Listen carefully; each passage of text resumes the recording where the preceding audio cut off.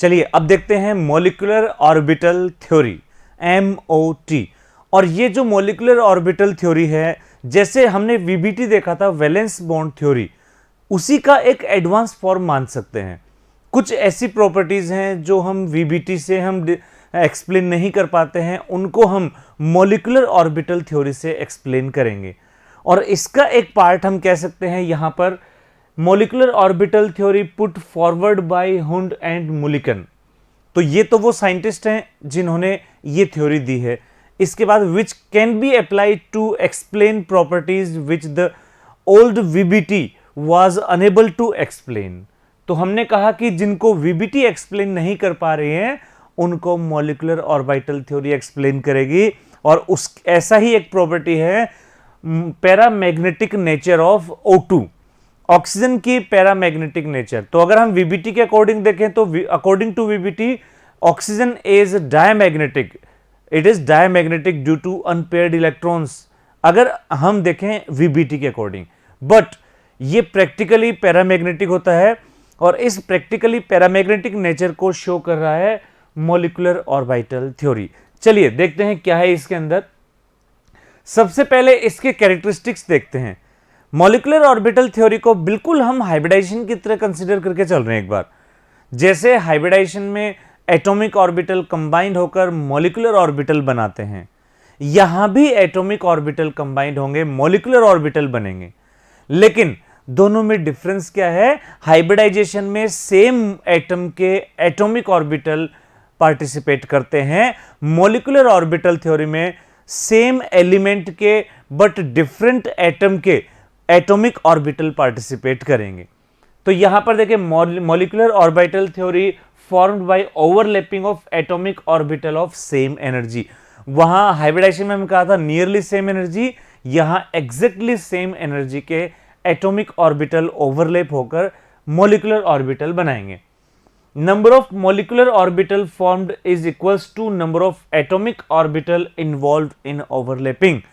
जैसे हमने कहा था हाइब्रिडाइजेशन में कि number of participating orbital equals to number of formed orbital, यहां पर भी जितने भी एटॉमिक ऑर्बिटल में ओवरलैपिंग होगा उतने ही मॉलिक्यूलर ऑर्बिटल का फॉर्मेशन होगा।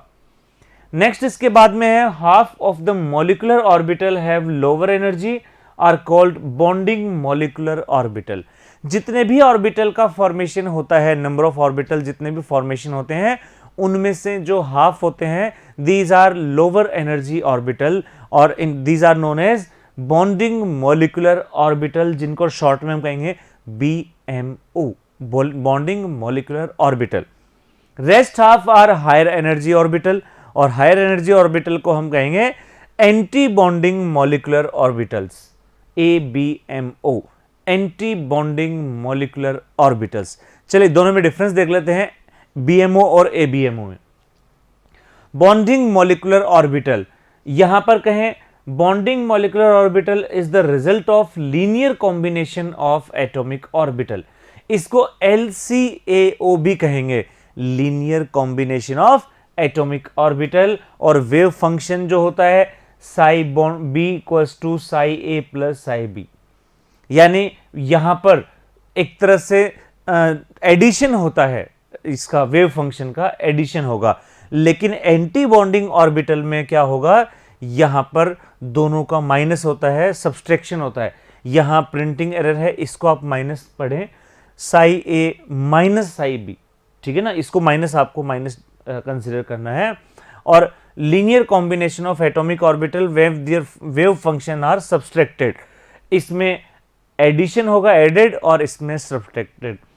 नेक्स्ट है it does not have node, यानी कि मॉलिक्यूलर ऑर्बिटल में कोई ऐसा स्पेस नहीं मिलेगा जहां पर इलेक्ट्रॉन्स नहीं मिलेंगे, यानी प्रोबेबिलिटी इलेक्ट्रॉन की हमेशा बनी रहेगी। लेकिन एंटी बॉन्डिंग मॉलिक्यूलर ऑर्बिटल में always have a node between two nuclei of bonded atom. दोनों बॉन्डेड एटम की न्यूक्लियाई हैं, इन बिटवीन एक ऐसा स्पेस मिलेगा जहां पर इलेक्ट्रॉन की प्रोबेबिलिटी नहीं रहेगी, जिसको हम क्या कहेंगे, नोड। नेक्स्ट है charge density increases between two nuclei resulting between two atoms. तो यहां पर हम देखें कि न्यूक्लियाई के बीच में जो भी एरिया है वहां पर चार्ज डेंसिटी आपको मैक्सिमम मिलेगी मॉलिक्यूलर ऑर्बिटल बॉन्डिंग में, और एंटी बॉन्डिंग में चार्ज डेंसिटी वहां पर डिक्रीज हो जाएगी between two nuclei, leads to repulsion between two atoms. Two atoms में रिपल्शन होगा, इस वजह से वहां पर यहां पर क्या होगा, charge density decrease, attraction repulsion. Next, energy of BMO is less hence stable, और ये हम जानते हैं लेस एनर्जी मोर स्टेबल, तो ये लोअर एनर्जी के होते हैं, हायर स्टेबिलिटी वाले, हायर एनर्जी के होंगे लोअर स्टेबिलिटी वाले या अनस्टेबल जो एंटी बॉन्डिंग वाले हैं। चलिए अब एक एनर्जी लेवल डायग्राम देख लेते हैं मॉलिक्यूलर ऑर्बिटल का। ऑफ-बॉ प्रिंसिपल के अकॉर्डिंग, ऑफ-बॉ रूल के अकॉर्डिंग हमने एक ऑर्बिटल डायग्राम तैयार किया है। चलिए देखते हैं क्या है ये। सबसे लोअर एनर्जी वाला जो है, अच्छा ये कहां तक फॉलो होगा, ये एनर्जी डायग्राम O2, F2 या नियोन Ne2 इन सब में फॉलो होगा ये डायग्राम, ये जो एनर्जी लेवल है। और यही energy level up to N2 से पहले, एटॉमिक नंबर 7 से पहले डिफरेंट मिलेगा, ये एटॉमिक नंबर 7 के बाद का है। क्या है यहां पर, सिग्मा 1s लोअर, ये जो सिग्मा है, सिग्मा और जो सिग्मा स्टार, सिग्मा होंगे बॉन्डिंग, जिनके आगे स्टार लगा हुआ है ये एंटी बॉन्डिंग वाले हैं, और जिन जो नॉर्मल हैं वो बॉन्डिंग वाले हैं, बॉन्डिंग मॉलिक्यूलर ऑर्बिटल। तो यहां पर ये जो चेंज हम देख रहे हैं कि जैसे जैसे हम लेफ्ट टू राइट आ रहे हैं वैसे वैसे एनर्जी इंक्रीज हो रही है। Sigma 1s, sigma star 1s, sigma 2s, देखिए स्टार वाले बाद में आ रहे हैं, यानी इनकी एनर्जी हाई है। और ये इस तरह से ऐसे ही पाई 2px, पाई 2py, इनका जो एनर्जी है वो इक्वल है। Pi star 2ps, pi star 2py, इनकी एनर्जी इक्वल है। और लास्ट में है सिग्मा स्टार 2pz, ये एनर्जी लेवल डायग्राम है अप टू O2। चलिए एक O2 मॉलिक्यूल का डायग्राम देख लेते हैं। O2 मॉलिक्यूल का एक डायग्राम देखते हैं क्या है इसके अंदर। तो देख रहे हैं हम ऑक्सीजन का मॉलिक्यूलर ऑर्बिटल डायग्राम। ये हमने डायग्राम इस तरह से बनाया है कि एनर्जी जो है फ्रॉम बॉटम, यहां low energy to high energy, energy के सीक्वेंस में ये ऑर्डर अरेंज किया गया है। सबसे पहले है 1s, ये हमने कहा O2 मॉलिक्यूल, एक ऑक्सीजन एटम हम लेफ्ट साइड में मान लेते हैं, एक ऑक्सीजन हम राइट साइड में मान लेते हैं। सबसे पहले दोनों के 1s कंबाइंड होंगे और 2 मॉलिक्यूलर ऑर्बिटल बनेंगे, sigma 1s, sigma star 1s। इसके बाद 2s, sigma 2s, sigma star 2s। और आउटर में अगर लास्ट देखें हम, आउटर जो सबसेल होगा वो 2p होगा। 2p में टोटल 3+3 यानी 6 ऑर्बिटल हो गए, यानी अपने को 6 मॉलिक्यूलर ऑर्बिटल मिलेंगे, जिसमें 3 लो एनर्जी के, 3 हाई एनर्जी के। जो लो एनर्जी के होंगे उसमें सबसे लो होगी sigma 2pz, then pi star 2p, pi 2px, pi 2py, pi 2px, pi 2py, और यहां पर होगा pi star 2px, pi star 2py, और ऊपर है सिग्मा स्टार 2pz। तो देखिए इसके अंदर, इसमें क्या होता है कि जो लास्ट के 2 इलेक्ट्रॉन्स हैं, ये पाई स्टार 2px और पाई स्टार 2py में, ये नीचे वाले में स्टार नहीं है, ये सिंपल है, और ऊपर वाले स्टार है। जो ये जो डिवाइडिंग लाइन होती है, इस लाइन के ऊपर वाले स्टार और नीचे वाले normal, star normal, star normal. तो हम क्या देख रहे हैं कि आउटर मोस्ट में हम देख रहे हैं कि pi star 2px, pi star 2py, इनमें एक एक अनपेयर्ड इलेक्ट्रॉन है, और हम जानते हैं जब अनपेयर्ड इलेक्ट्रॉन होते हैं तो वो पैरामैग्नेटिक होता है।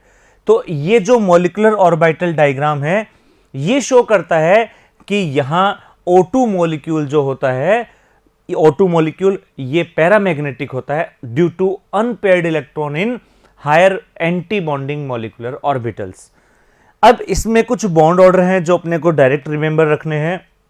O2, अच्छा बॉन्ड ऑर्डर क्या होता है, half of bonding orbital electrons minus anti bonding electrons, bonding minus anti bonding, ये होता है बॉन्ड ऑर्डर।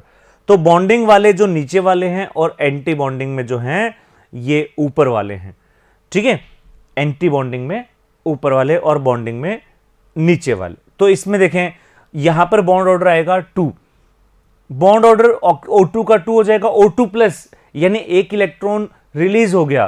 अगर एक इलेक्ट्रॉन रिलीज हो गया तो यहां पर आ जाएगा 2.5।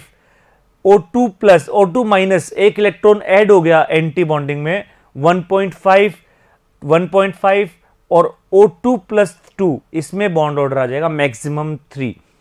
स्टेबिलिटी अगर देखें तो स्टेबिलिटी जो होता है बॉन्ड ऑर्डर के अकॉर्डिंग होती है, बॉन्ड ऑर्डर के डायरेक्टली प्रोपोर्शनल होती है स्टेबिलिटी। इसके बाद देखें bond length, bond length bond order के inversely proportional, bond length bond order inversely proportional, bond length and stability directly proportional. इसके बाद नेक्स्ट हम देखें, अब ये जो इससे पहले हम देख रहे थे एनर्जी डायग्राम, ये था ऑक्सीजन, फ्लोरीन और नियोन के लिए। अब हम अप टू नाइट्रोजन देखते हैं, यानी कि from hydrogen to nitrogen, atomic number 1 to 7, इनके लिए जो एनर्जी डायग्राम होगा ये कुछ इस तरह का बनेगा। ये डायग्राम आपको कुछ इस तरह का मिलेगा। यहां पर जो डिफरेंस आ रहा है वो डिफरेंस इस जगह पे आ रहा है। यहां पर O2 में 2pz की एनर्जी कम थी, px और py की एनर्जी ज्यादा थी। यहां पर px py की एनर्जी 2pz से कम है, बस यही एक डिफरेंस है, बाकी रिमेनिंग सेम चलेगा ये। तो यहां इसमें हम एक नाइट्रोजन का एग्जाम्पल ले लेते हैं। यहां हम समझने के लिए नाइट्रोजन का एग्जाम्पल, चलिए नाइट्रोजन को देखें। तो नाइट्रोजन में जो डिफरेंस क्रिएट हो रहा है वो डिफरेंस यहां पर क्रिएट हो रहा है इतने इतने पोर्शन में, ये वाले पोर्शन में। यहां पर है पाई 2px, pi 2py, sigma 2pz, और ऊपर जो है वो स्टार वाले हैं। इस लाइन के ऊपर एंटी बॉन्डिंग, लाइन के नीचे बॉन्डिंग, लाइन के ऊपर एंटी बॉन्डिंग, लाइन के नीचे बॉन्डिंग। तो बस इतना डिफरेंस आया है और रिमेन ऑक्सीजन के तरह ही चल रहा है ये, बिल्कुल ऑक्सीजन की तरह, बिल्कुल ऑक्सीजन के इक्वल चल रहा है। अब बॉन्ड ऑर्डर, जैसा हमने थोड़ी देर पहले फॉर्मूला भी देखा था, बॉन्ड ऑर्डर का फॉर्मूला था कि half of number of electron in bonding molecular orbital minus number of electron in anti bonding molecular orbital, या शॉर्ट में इसको लिख सकते हैं half NB minus NA। B यानी बॉन्डिंग, ए यानी anti bonding electrons, bonding anti bonding electrons. इसके बाद बॉन्ड लेंथ, बॉन्ड लेंथ जो होती है वो इनवर्सली प्रोपोर्शनल होती है बॉन्ड ऑर्डर के, bond length inversely proportional to bond order. अगर ऐसा हो जाए कि बॉन्डिंग के इलेक्ट्रॉन एंटी बॉन्डिंग से ज्यादा हैं तब तो मॉलिक्यूल एग्जिस्ट करेगा, और अगर दोनों के इक्वल हो जाते हैं या एंटी बॉन्डिंग के एटॉमिक और इलेक्ट्रॉन्स जो हैं वो ज्यादा हो जाते हैं तो ऐसे में मॉलिक्यूल एग्जिस्ट ही नहीं करेगा। या तो बॉन्डिंग के ज्यादा होने चाहिए, या बस एक ही कंडीशन है ज्यादा होने चाहिए, इक्वल भी नहीं होने चाहिए और एंटी बॉन्डिंग से कम भी नहीं होने चाहिए। स्टेबिलिटी अगर हम देखें तो stability of molecule is directly proportional to bond order of molecule. Bond order जितना ज्यादा होगा उतनी ही स्टेबिलिटी ज्यादा होगी। मैग्नेटिक प्रॉपर्टी जैसा हम जानते हैं, अगर अनपेयर्ड इलेक्ट्रॉन्स हैं, अनपेयर्ड इलेक्ट्रॉन्स हैं तो पैरामैग्नेटिक, और अगर पेयर्ड इलेक्ट्रॉन है सारे के सारे तो वो हो जाएगा diamagnetic. Paired electron diamagnetic, unpaired electron paramagnetic. इसके बाद नेक्स्ट है बॉन्डिंग इन मॉलिक्यूल्स। अगर हम कुछ एग्जांपल देखें, एक एग्जांपल ले रहे हैं बॉन्डिंग इन मॉलिक्यूल्स का, जैसे हमने दो एग्जांपल तो देख चुके हैं, नाइट्रोजन और ऑक्सीजन। ऑक्सीजन के बॉन्ड ऑर्डर तो हमने देख लिए थे। एक बार अगर हम नाइट्रोजन का भी बॉन्ड ऑर्डर देखना चाहें तो यहां पर हम देखें, यहां पर जो इलेक्ट्रॉन्स हैं, बॉन्डिंग में इलेक्ट्रॉन है 2+2+2+6 यानी कि 14, और एंटी बॉन्डिंग में है 2+2 यानी कि 4। तो अगर हम इसमें नाइट्रोजन का बॉन्ड ऑर्डर देखें तो 14 माइनस यहां पर कितना आ जाएगा, 14 माइनस 6 डिवाइडेड बाई 2 यानी कि बॉन्ड ऑर्डर आ जाएगा यहां पर 3, बॉन्ड ऑर्डर आएगा 3, 14 माइनस 8 बॉन्ड ऑर्डर 3। इसके बाद नेक्स्ट देखें, 14 टोटल इलेक्ट्रॉन थे, 14 टोटल इलेक्ट्रॉन थे, जिसमें से 14 में से अगर हम देखें 14 में से बॉन्डिंग मॉलिक्यूलर बॉन्डिंग इलेक्ट्रॉन कितने थे, बॉन्डिंग इलेक्ट्रॉन कितने थे उसमें से, अगर हम वापस देखें एक बार, चलिए एक बार वापस देख लेते हैं इसको। ये नाइट्रोजन बॉन्डिंग वाले हैं यहां पर 2+2, 4 तो ये हो गए, और यहां पर कितने हैं 6, यानी 10 तो हो गए बॉन्डिंग ऑर्बिटल और 2 + 2 4 हो गए एंटी बॉन्डिंग। 10 - 4 डिवाइडेड बाई 2 14 तो इसमें टोटल इलेक्ट्रॉन हो गए। इसके बाद हम देखें नेक्स्ट हाइड्रोजन मॉलिक्यूल में और देख लेते हैं एक बार। हाइड्रोजन में अगर हम इलेक्ट्रॉन्स देखें तो हाइड्रोजन की अगर हम बात करें तो हाइड्रोजन में 1s बस इतना ही है और टोटल इलेक्ट्रॉन 2 होते हैं और वो 2 इलेक्ट्रॉन्स बॉन्डिंग मॉलिक्यूलर ऑर्बिटल में होंगे। अगर इसका हम कॉन्फ़िगरेशन देखें तो कॉन्फ़िगरेशन आएगा सिग्मा 1s2, बस इतना ही, सिग्मा 1s2, सिग्मा स्टार में 0 है तो यहां पर कॉन्फ़िगरेशन आ गया सिग्मा 1s2। बॉन्ड ऑर्डर आ जाएगा हाफ ऑफ Nb - Na यानी हाफ ऑफ 2 - 0 यानी कि बॉन्ड ऑर्डर 1 और 1 हाइड्रोजन में सिंगल बॉन्ड होगा और ये डायमैग्नेटिक होगा, अनपेयर्ड इलेक्ट्रॉन कोई भी नहीं है और स्टेबिलिटी कहें तो क्वाइट स्टेबल होगा, सिंगल बॉन्ड होगा इसके अंदर। अगर हम हीलियम की बात करते हैं, नेक्स्ट हम हीलियम की बात करें तो हीलियम में देखो क्या होगा। हीलियम में जो आउटर इलेक्ट्रॉन्स हैं, हीलियम में इलेक्ट्रॉन टोटल कितने होते हैं 2 electron in one atom, 2 electron in other atom, combined होकर टोटल हो गए 4 electron, 2 electron in bonding, 2 in anti bonding. और जैसा हमने कहा था अगर बॉन्डिंग एंटी बॉन्डिंग के इलेक्ट्रॉन अगर सेम हो जाएं तो जो मॉलिक्यूल होगा ये एग्जिस्ट नहीं करेगा। Molecule does not exist due to 0 bond order. और जिसका बॉन्ड ऑर्डर 0 है, डायमैग्नेटिक है, कॉन्फ़िगरेशन वगैरह बाकियों की हम बात ही नहीं करेंगे क्योंकि बॉन्ड ऑर्डर 0 तो सब कुछ खत्म। बॉन्ड ऑर्डर 0 है, अनस्टेबल है, बनेगा ही नहीं, तो फिर हम ना तो इसके डायमैग्नेटिक प्रॉपर्टी पे ध्यान देंगे और ना ही इसके बॉन्ड ऑर्डर तो 0 आ ही गया, अनस्टेबल होगा। अब एक टॉपिक और ले रहे हैं हम इसमें, ये तो था मॉलिक्यूलर ऑर्बिटल थ्योरी। अब एक टॉपिक है रेजोनेंस। हालांकि इस टॉपिक को डिटेल में हम ऑर्गेनिक केमिस्ट्री में डिस्क्राइब करते हैं, ऑर्गेनिक केमिस्ट्री में इसको डिस्कस करते हैं डिटेल के अंदर। यहां हम इसको शॉर्ट में देख रहे हैं। रेजोनेंस का मीनिंग क्या होता है? It has been found that observed property of a certain compound can not be satisfactorily explained by writing a single Lewis structure.